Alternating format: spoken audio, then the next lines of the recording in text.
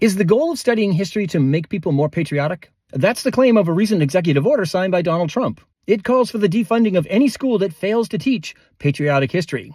Now, patriotism is one possible outcome from the study of history. One might feel patriotic learning about how America helped defeat Nazi Germany, or how the American Revolution helped inspire other nations to adopt a republican form of government. But there's another, even more important outcome from the study of history, and that is humility.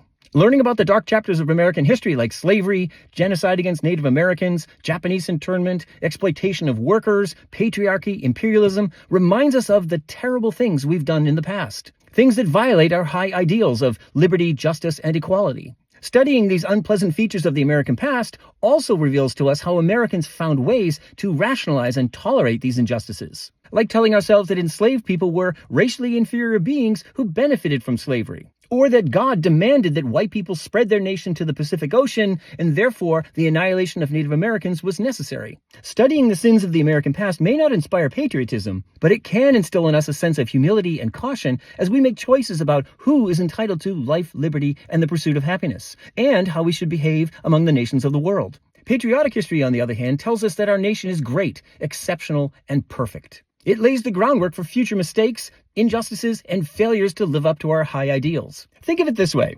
If a person grows up only hearing from their parents that they are perfect, flawless, amazing, exceptional, there's a really good chance that person's going to grow up to be a sociopath. Or at the very least, a dangerous and harmful jerk that no one wants to be around. The same is true of a nation that tells itself it's perfect, flawless, exceptional, amazing, the best. That's why we need to know the whole story of the American past. This is not, as Trump's executive order claims, quote, indoctrinating children in radical anti-American ideologies.